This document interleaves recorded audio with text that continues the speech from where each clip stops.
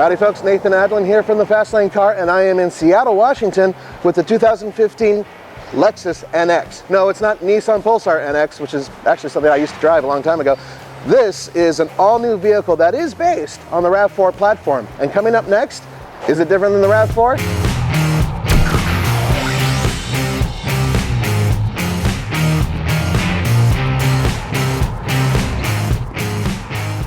Now, the 2015 Lexus NX comes in several different flavors. There's a hybrid that you can get. There's the turbo, front-wheel drive, all-wheel drive, and in this, which is the F-Sport.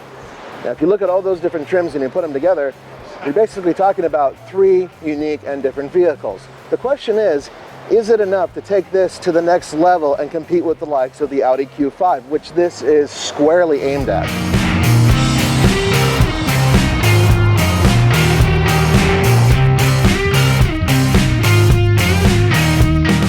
Right off the bat, there are a couple of minor issues, one of which is headroom. There isn't a lot of it.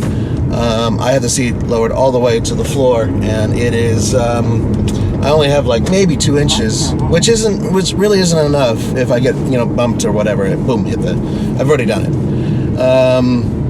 Rear vision, not great. Very, very small rear window. It reminds me of driving the Lexus CT200H. Now, would I compare this at all to the RAV4, which this is loosely based on? No. No, this is a totally different vehicle. But the RAV4 also had those issues in terms of not a lot of headroom for being a crossover and not the best rear vision. So, those are issues. On top of all that, you have the idea in the back of your mind that this could be, just a more expensive RAV4. It's not. Well, at least 90% of it is not.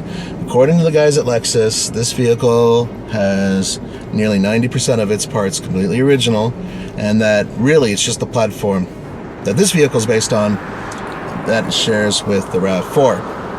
I'm inclined to believe them. This is a very different vehicle. I love the 2-liter turbo. Great power, but it's not crazy power. It's, how do I put it? It is the perfect engine for a vehicle of this size.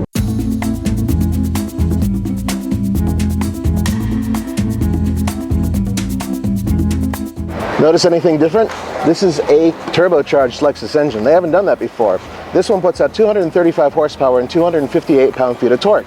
It's hooked up to a 6-speed automatic transmission, which is either going to go to just the front wheels or to all 4 wheels, depending on the vehicle you get. Now, as it stands, this is a very gutsy little engine. It has a pretty good exhaust note too. And do you know why? Because, at least in the F-Sport, it actually has sound augmentation. That's right.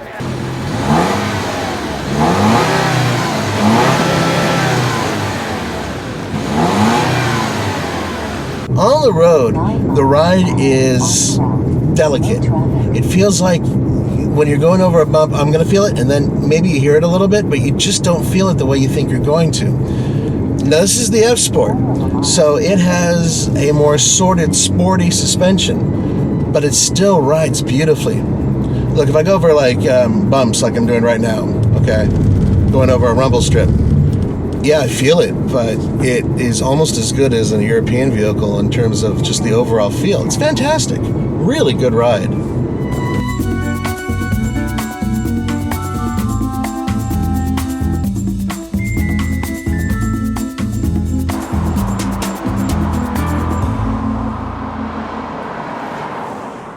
This is one of the first times that I've actually seen Lexus jump ahead and say it's about style before it's about practicality, performance, or luxury. And that's exactly what they're saying about this vehicle.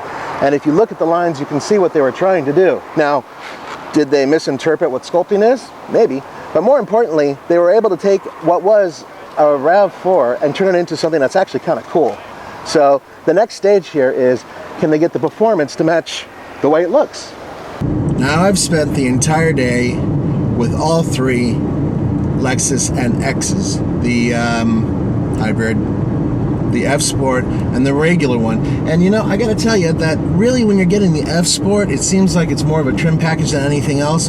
Yeah, the suspension is sportier, but it doesn't feel that much different. And overall, I don't really see where the big money is coming from. rumor has it that the premium for the F-Sport is going to be between $3,000 and $5,000.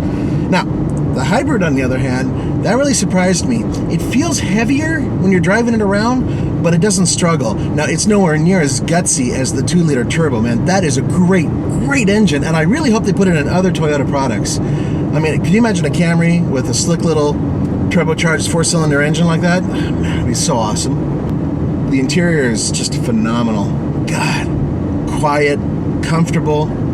I love Lexus interiors. Now, they got this new little lip thing going on over here. It's on the doors as well, and it's just like a little piece of fake carbon fiber sticking out, and I kind of wish they didn't do that, or at least make it look more like aluminum. Maybe it's supposed to be aluminum. I'm just thinking everything looks like carbon fiber nowadays. The point is that everything is logically laid out. It's very easy to get comfortable in this vehicle.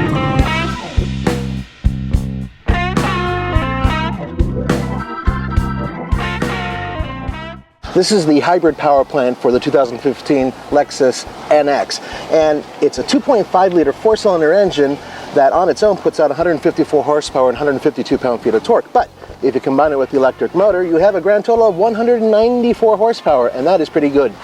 It's hooked up to a CVT transmission, and it is capable of getting up to 33 miles per gallon combined. And if you have the all-wheel drive version, which means that the rear wheels are powered just by electric motors, you get 32 combined. So not much of a loss. Now, compared to the regular 2.0-liter turbocharged Lexus NX, that gets, about 9 miles per gallon less.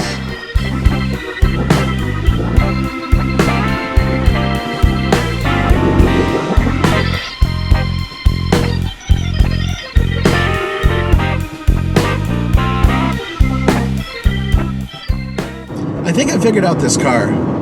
I think the 2015 Lexus NX is a 3/4 car. It's not quite the luxury car that a RX is. You know what I mean? It's not quite at that level.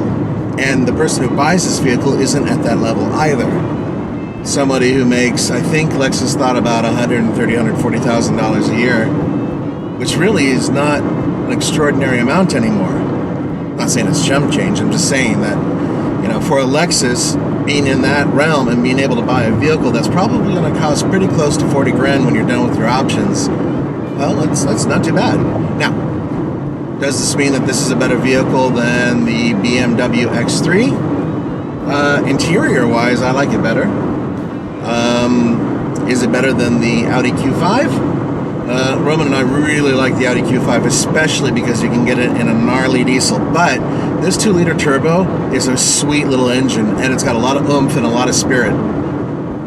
Is it better than, say, the Cadillac SRX? Yes. Yes, it is.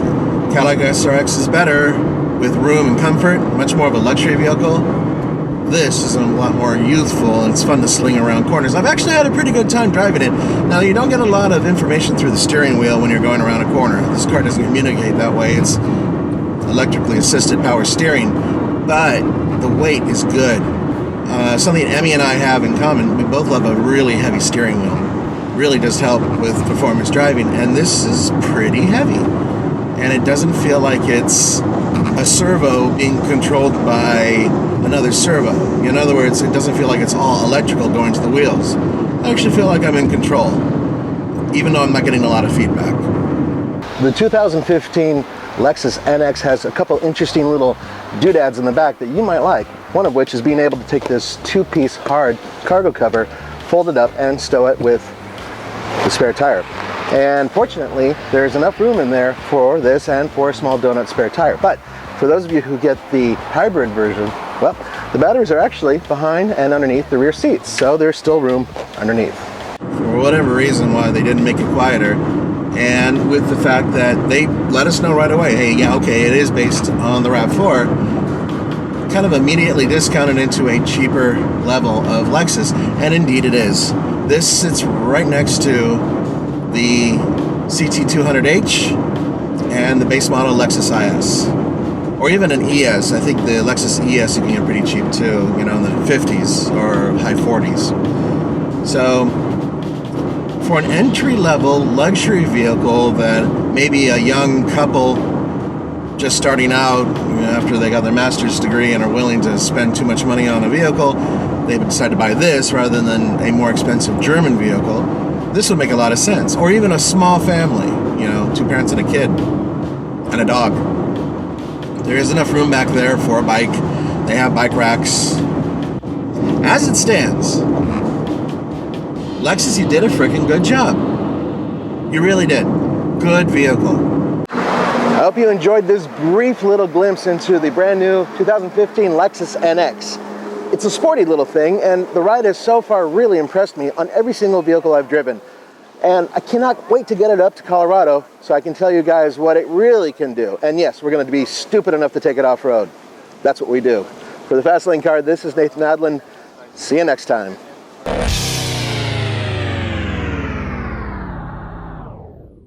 See that? Yeah, that's the good stuff. So Toyota, I have here a brand new $20 bill. And all I want to do is drive it for about 15 minutes. I won't even put it on video. Roman doesn't need to see this. And none of you out there really are that interested in the RC anyway, right? Okay, once again, $20 for a quick drive.